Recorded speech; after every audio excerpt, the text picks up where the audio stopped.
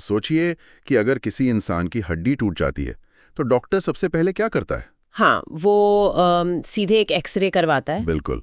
वो एक्सरे की रिपोर्ट आती है, उसमें एक सफेद रंग की टूटी हुई लाइन साफ साफ नजर आती है और डॉक्टर बस उस लाइन की तरफ इशारा करके कह देता है कि देखिए, ये रही समस्या।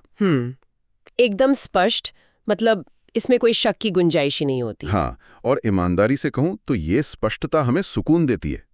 मतलब मानव स्वभाव ही ऐसा है कि जो चीजें हमें आंखों से दिखाई देती हैं, जिन्हें हम साफ तौर पर किसी श्रेणी में रख सकते हैं, वे हमें तार्किक लगती हैं। बिल्कुल सही कहा। लेकिन जब बात इंसान के दिमाग की आती है ना, जब हम इस खोपड़ी के अंदर मौजूद उस 3 पाउंड के चिपचिपे पदार्थ की कार्यप्रणाली को समझने की कोशिश करते हैं, तो अचानक वो एक्सरे मशीन वाला सीधा साधा तर्क काम करना बंद कर देता है। हाँ, वहाँ कोई स्पष्ट रेखाएं नहीं है। एकदम नहीं। हम एक ऐसे परिदृश्य को देख रहे होते हैं जो पूरी तरह से एक रहस्यमयी ब्लैक बॉक्स की तरह है। बिल्कुल। इसे अगर डायग्नोस्टिक धुंध कहा जाए या विज्ञान की दुनिया का सबसे बड़ा रहस्य कहा जाए तो इस जरा भी गलत नहीं होगा। मतलब हम ब्रह्मांड की सबसे जटिल संरचना की बात कर रहे हैं। और यही सबसे बड़ी विडंबना है। हमारे पास पूरे ब्रह्मांड का सबसे शक्तिशाली, सबसे जटिल सुपर कंप्यूटर है, लेकिन उसका कोई यूजर मैनुअल नहीं आता। बिल्कुल। जन्म के साथ इसके डब्बे में कोई यूजर मैनुअल नहीं मिलता। हमें खुद ही धक्के खाकर समझना पड़ता है कि इसे कैसे चलाना है। हाँ, ये बहुत ही अजीब बात है। तो इसीलिए आज की इस गहन चर्चा का मिशन बहुत स्पष्ट है। हम जॉन मेदीना की बहुत ही मशहूर किताब ब्रेन रूल्स में दिए गए अनुसंधानों की गहराइयों में उतरने वाले हैं। और ये किताब बहुत ही शानदार है। हाँ। सनातन ज्ञान के लिए आरोग्यम सूत्र और वैदिक वाइब्स ब्लॉग को सब्सक्राइब करें। साथ ही इंस्टाग्राम और फेसबुक पेज को अभी फॉलो करें। लिंक डिस्क्रिप्शन में है।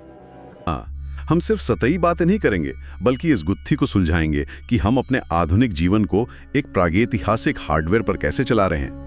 चलिए इसे विस्तार से समझते हैं कि आखिर ये मस्तिष्क काम कैसे करता है। बिल्कुल। और यहाँ जो बात सबसे आकर्षक है वो ये है कि इस चर्चा का उद्देश्य केवल न्यूरोलॉजी के भारी भरकम शब्दों की एक सूची बनाना नहीं है। हमारा मकसद ये समझना है कि दिमाग के काम करने के पीछे का जो ठोस विज्ञान है वो इंसान की आदतों, उसके काम करने के तरीके और उसके सीखने की क्षमता को गहराई से कैसे प्रभावित करता है। क्योंकि ज्ञान तभी मूल्यवान है जब हम उसके क्यों और कैसे को समझें। तो शुरुआत करते हैं सबसे बुनियादी सवाल से। हमारा दिमाग आज जिस रूप में है वो ऐसा बना कैसे? मतलब जब भी विकास या एवोल्यूशन शब्द का जिक्र होता है तो आमतौर पर दिमाग में एक ही तस्वीर आती है। हाँ, कि कैसे हमारे पूर्वज 4 पैरों से उठकर 2 पैरों पर सीधे चलने लगे। बिल्कुल। लेकिन जॉन मदीना के शोध का एक बहुत ही महत्वपूर्ण हिस्सा ये बताता है कि विकास केवल इंसान के शरीर का नहीं हुआ है, बल्कि उसके मस्तिष्क का भी हुआ है। जी हाँ, और ये समझना बहुत जरूरी है कि प्रकृति ने इस दिमागी विकास को प्राथमिकता क्यों दी। प्राचीन काल में जंगलों में रहते हुए दिमाग का मुख्य काम गणित के जटिल सवाल सुलझाना नहीं था, या कोई फिलॉसफी लिखना भी नहीं था। एकदम सही। उसका एकमात्र काम था जीवित रहना, उभरती हुई नई और खतरनाक समस्याओं को तेजी से हल करना। इसके साथ ही एक बहुत बड़ा कदम था भावनाओं को डिकोड करना।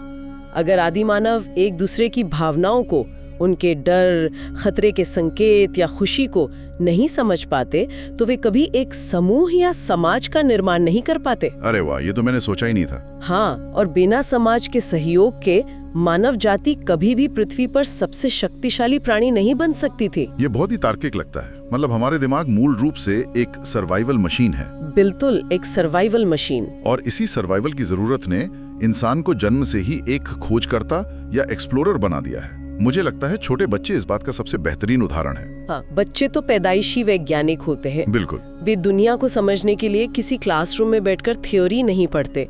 वे अपने आसपास के पर्यावरण का सक्रिय परीक्षण करते हैं, चीजों को छूते हैं, गिराते हैं, तोड़ते हैं। उनका अपना एक तरीका होता है। हाँ, वे चीजों का अवलोकन करते हैं, अपने दिमाग में एक परिकल्पना बनाते हैं, प्रयोग करते हैं और फिर निष्कर्ष निकालते हैं। जो चीज दिमागी समझ से बाहर होती है, मस्तिष्क निरंतर उसकी खोज में लगा रहता है। बिल्कुल। दिमाग को अज्ञात चीजें पसंद नहीं है, उसे सब समझना है। लेकिन जो चीज मस्तिष्क के इस विकास में सबसे बड़ी उत्प्रेरक रही है, जिसने इसे सबसे ज्यादा आकार दिया है, वह है शारीरिक गति या मूवमेंट मतलब शारीरिक व्यायाम। हाँ, अगर हम विकासवाद का इतिहास देखें तो हमारे पूर्वज होमो सैपियंस भोजन की तलाश में हर दिन लगभग 10 से 20 किलोमीटर तक पैदल चलते थे। बाप रे, 20 किलोमीटर रोज। हाँ, यानी हमारा दिमाग निरंतर शारीरिक गति की अवस्था में ही विकसित हुआ है। इसका डिजाइन ही चलते फिरते काम करने के लिए बना है। रुकिए, यहाँ मुझे एक बुनियादी विरोधाभास नजर आ रहा है। वो क्या? अगर शारीरिक गति से दिमाग की शक्ति बढ़ती है और हमारा विकास चलते फिरते हुआ है, तो आज के दौर में इसका उल्टा क्यों हो रहा है? मतलब आज कोई भी सॉफ्टवेयर इंजीनियर ले लीजिए, वैज्ञानिक या लेखक ले लीजिए, वो अपना सबसे गहन ब्रेन वर्क एक कुर्सी पे 10-10 घंटे बिल्कुल स्थिर बैठकर करता है। क्या ये इस विचार का खंडन नहीं करता कि मूवमेंट से दिमाग तेज होता है? ये बहुत ही शानदार सवाल है, और सच तो ये है कि ये खंडन नहीं करता, बल्कि ये हमारे आज के जीवन की सबसे बड़ी त्रासदी को उजागर करता है। अच्छा? हाँ। कुर्सी पर घंटा बैठकर काम करना हमारी जैविक संरचना के बिल्कुल खिलाफ है। वैज्ञानिक दृष्टिकोण से समझे कि मूवमेंट काम कैसे करता है। जब कोई इंसान शारीरिक व्यायाम करता है या लगातार चलता है, तो शरीर के सभी अंगों में रक्त का प्रवाह तेज हो जाता है। ब्लड सर्कुलेशन बढ़ जाता है। बिल्कुल, दिमाग को अधिक रक्त मिलता है, और उस रक्त में भरपूर मात्रा में ग्लूकोज और ऑक्सीजन होता है, जो मस्तिष्क की असली ऊर्जा है। तो मतलब व्यायाम दिमाग को एक तरह से खाना देता है। हाँ, लेकिन बात सिर्फ ऑक्सीजन की नहीं है। जब हृदय गति बढ़ती है, तो शरीर से मेटाबॉलिक वेस्ट या जो फ्री रेडिकल्स होते हैं, वो बाहर निकलते हैं। और सबसे महत्वपूर्ण बात, शारीरिक गतिविधि से दिमाग में BDNF नाम का एक प्रोटीन रिलीज होता है। ये BDNF क्या काम करता है? आप इसे न्यूरॉन्स के लिए एक उच्च गुणवत्ता वाले उर्वरक या खाद की तरह समझ सकते हैं। अच्छा, न्यूरॉन्स की खाद। हाँ, ये मौजूद न्यूरॉन्स को स्वस्थ रखता है, उनके बीच के कनेक्शन को मजबूत करता है, और यहाँ तक कि नए न्यूरॉन्स के निर्माण को भी प्रेरित करता है। अगर कोई इंसान सारा दिन कुर्सी पर बैठा रहता है, तो उसके दिमाग को ये खाद नहीं मिल पाती। तो आखिर इस सब का क्या मतलब है? अगर मैं इसे एक एनालॉजी के जरिए समझाऊं, तो ये किसी महंगे स्मार्टफोन की बैटरी चार्ज करने जैसा नहीं है। बिल्कुल नहीं। बल्कि ये एक सूखे हुए खेत में सिंचाई प्रणाली की तरह है। हाँ, बहुत ही सटीक एनालॉजी है। मतलब जब इंसान शारीरिक गति करता है, तो मानो सिंचाई प्रणाली के गेट खुल जाते हैं और पोषक तत्वों से भरा रक्त मस्तिष्क के सबसे छोटे, सबसे सूखे कोनों तक तेजी से पहुंच जाता है, जिससे नए रास्ते और नए न्यूरॉन्स पनपने लगते हैं। एकदम सही। बिना उस बहाव के जमीन बंजर होने लगती है। ठीक वैसे ही जैसे बिना व्यायाम के दिमाग सुस्त होने लगता है। लेकिन एक बात है, प्राचीन काल में केवल 20 किलोमीटर चलना ही तो वो एकमात्र चीज नहीं थी जिसने हमें जीवित रखा। हाँ, और भी खतरे थे। जंगलों में जीवित रहने का एक और बहुत महत्वपूर्ण तरीका था हर पल सतर्क रहना, और यहीं से तनाव या स्ट्रेस की अवधारणा सामने आती है। बिल्कुल, शारीरिक गति ने तो हमें ताकत दी, लेकिन तनाव ने हमें शिकार होने से बचाया। लेकिन आज के समय में तो यही तनाव हमारी सबसे बड़ी बीमारी बन गया है। हाँ, प्राचीन काल में जो फाइट और फ्लाइट यानी लड़ो या भागो की प्रतिक्रिया थी, वो जीवन रक्षक थी। शेर दिखा तो भागो। बिल्कुल, जब सामने कोई खूंखार जानवर आता था, तो तनाव शरीर को तुरंत एड्रेनलिन और कॉर्टिसोल से भर देता था, ताकि इंसान वहां से पूरी ताकत से भाग सके या लड़ सके। तो वो एक तरह का बूस्ट था। हाँ, लेकिन वो तनाव क्षणिक होता था। खतरा टलते ही शरीर सामान्य हो जाता था। मतलब कुछ मिनटों का खेल था। एकदम। लेकिन आज की दुनिया में हम जिस तनाव का सामना कर रहे हैं, वो क्रॉनिक स्ट्रेस है, यानी अत्यधिक और लगातार रहने वाला तनाव, जो खत्म ही नहीं होता। बिल्कुल। जब कोई व्यक्ति महीनों तक लगातार तनाव में रहता है, तो वही कॉर्टिसोल जो कभी जान बचाता था, अब दिमाग के लिए विषैला होने लगता है। बाप रे। इससे इंसान की याददाश्त और तार्किक सोच बुरी तरह डैमेज होती है। इंसान नियंत्रण खोने की भावना से भर जाता है और खुद को असहाय महसूस करने लगता है। तो क्या इसका मतलब यह है कि जब कोई व्यक्ति ऑफिस में किसी प्रोजेक्ट की डेडलाइन को लेकर बहुत डरा हुआ होता है, या उसे अपने बॉस का कोई सख्त ईमेल आता है, तो उसका दिमाग सच में ये सोच रहा होता है कि कोई जंगली जानवर उस पर हमला करने वाला है? जीव विज्ञान के नजरिए से देखें तो बिल्कुल ऐसा ही होता है। सच में? हाँ, इसे विज्ञान की भाषा में केवमैन सिंड्रोम कहा जा सकता है।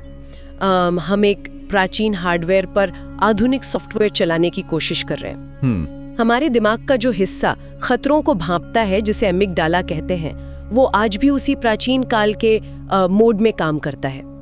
वो बॉस के ईमेल और शेर के हमले के बीच फर्क नहीं कर पाता।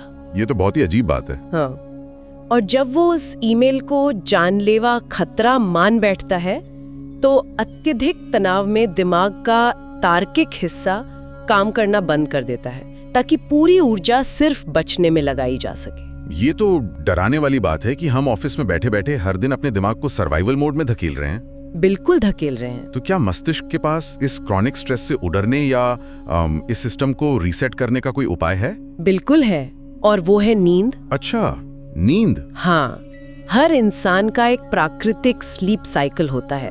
अक्सर ये माना जाता है कि नींद सिर्फ थके हुए शरीर को आराम देने के लिए होती है, लेकिन सच तो यह है कि नींद शरीर से कहीं ज्यादा दिमाग के लिए जरूरी है। मतलब जब इंसान सो रहा होता है तब दिमाग शट डाउन नहीं होता? मैं तो हमेशा यही सोचता था। नहीं, बिल्कुल शट डाउन नहीं होता, बल्कि सोते समय दिमाग बहुत ज्यादा सक्रिय होता है। सच में? और किसे डिलीट करना है?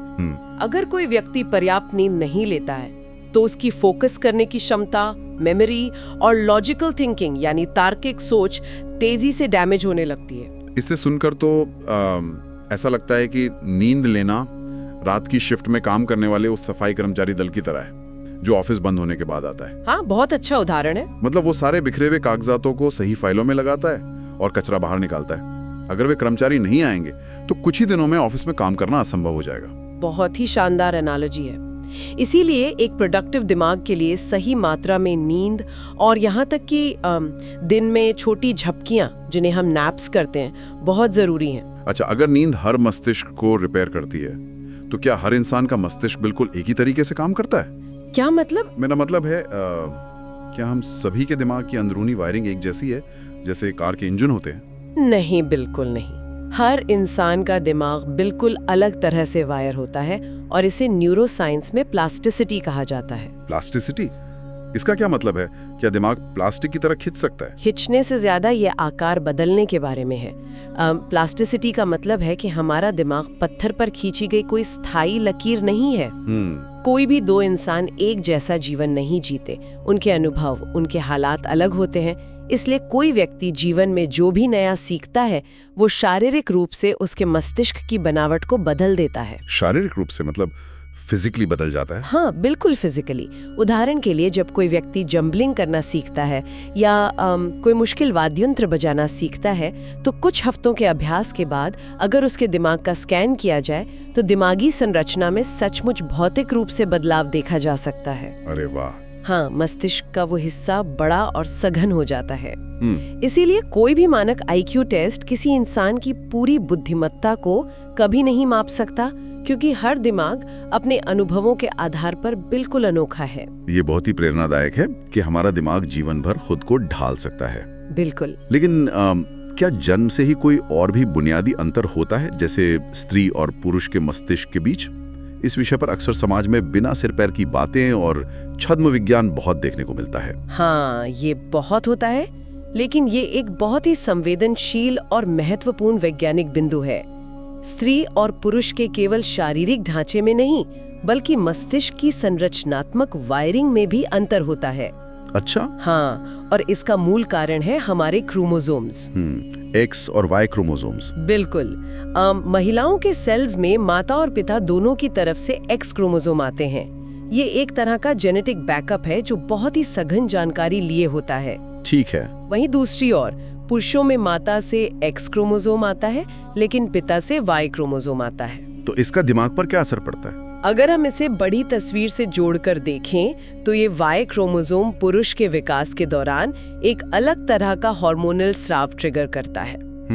जब बच्चा गर्भ में होता है तो यही हार्मोन्स ये तय करते हैं कि मस्तिष्क के भावनात्मक और तार्किक केंद्र कैसे वायर होंगे। अच्छा, तो वायरिंग ही अलग होती है। हाँ, लेकिन यहाँ एक बात साफ कर दूं, इसका मतलब ये बिल्कुल नहीं है कि किसी एक का दिमाग दूसरे से ज्यादा बेहतर या कम जटिल है। बिल्कुल, मतलब इसमें कोई छोटा बड़ा नहीं है। एकदम सही। विज्ञान इसे किसी श्रेष्ठता के पैमाने के रूप में नहीं देखता। ये केवल एक विशुद्ध जैविक संरचना का अंतर है। यही कारण है कि समान परिस्थितियों में पुरुषों और महिलाओं का भावनात्मक रिस्पॉन्स अक्सर अलग अलग होता है, क्योंकि दुनिया को प्रोसेस करने का उनका जैविक ब्लूप्रिंट ही अलग है। ये एक बहुत ही स्पष्ट और वैज्ञानिक नजरिया है। अब चूंकि हर इंसान का दिमाग अलग तरह से वायर्ड है, हर किसी के अनुभव अलग हैं, तो एक बहुत ही व्यवहारिक सवाल उठता है। पूछिए। हम किसी भी दिमाग का ध्यान अपनी तरफ कैसे खींच सकते हैं? मान लीजिए कोई टीचर क्लास में पढ़ा रहा है या कोई लीडर लंबी मीटिंग ले रहा है, तो वो लोगों का ध्यान कैसे बनाए रखे? इसके लिए हमें दिमाग के एक बुनियादी नियम को समझना होगा। हमारा मस्तिष्क बोरिंग चीजों पर बिल्कुल ध्यान नहीं देता। हाँ, वो तो है। जैसा कि हमने शुरू में बात की थी, हमारा दिमाग शिकारियों और खतरों को खोजने के लिए विकसित हुआ है। इसलिए ये हमेशा नई उत्तेजनाओं या नवीनता का भूखा होता है। तो क्या इसीलिए जब कोई खाली कमरे में बैठकर ध्यान या मेडिटेशन करने की कोशिश करता है तो शुरुआत में बहुत बेचैनी होती है? एकदम सही। कुछ ही मिनटों में इंसान एंजाइटी महसूस करने लगता है, क्योंकि दिमाग शांत नहीं बैठना चाहता। उसे कुछ चाहिए करने को। हाँ, उसे कोई नया डेटा चाहिए प्रोसेस करने के लिए। किसी का भी ध्यान बांधे रखने का नियम ये है कि आपको हर 10 मिनट या उससे कम समय में एक नया विचार या कोई नई भावना पेश करनी होगी। 10 मिनट का नियम? बिल्कुल।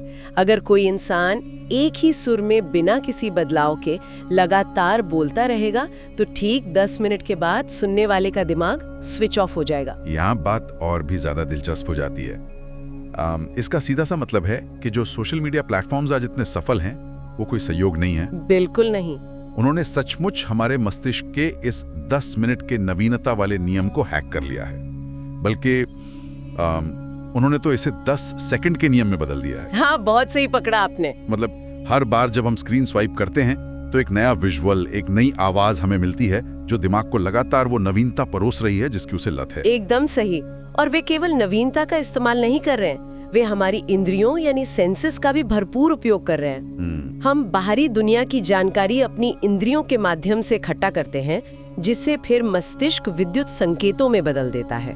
विज्ञान बताता है कि जब हम एक साथ कई इंद्रियों को सक्रिय करते हैं तो मस्तिष्क सबसे बेहतर काम करता है। यानी मल्टी सेंसरी अप्रोच। हाँ, केवल किसी चीज को देखने से बेहतर है कि इंसान उसे देखे, उसे जोर से पढ़े, उसके बारे में बोले और उस पर चर्चा करे। लेकिन इन सब इंद्रियों में सबसे ज्यादा अवीत कौन सी इंद्रिय है? मतलब सबसे पावरफुल कौन सी है? दृष्टि यानी विजन। अच्छा, देखना। हाँ, दृष्टि हमारी अन्य सभी इंद्रियों पर राज करती है। जब हम अपनी आंखों का उपयोग करते हैं तो दिमाग अपनी ऊर्जा का एक बहुत बड़ा हिस्सा केवल उस विजुअल डेटा को प्रोसेस करने में लगा देता है। हमारी आंखों का रेटिना फोटॉन्स को इकट्ठा करता है और दिमाग के अंदर जानकारी से भरी एक सजीव फिल्म बनाता है। तो मतलब विजन सब सुपर है। विकासवाद के नजरिए से देखें तो दूर से ही किसी खूंखार जानवर को देख लेना उसके करीब आकर उसे सूंघने या सुनने से कहीं ज्यादा सुरक्षित था। हाँ, बात तो सही है। पास जाकर सूंघेंगे तो शेर तो खा ही जाएगा। बिल्कुल।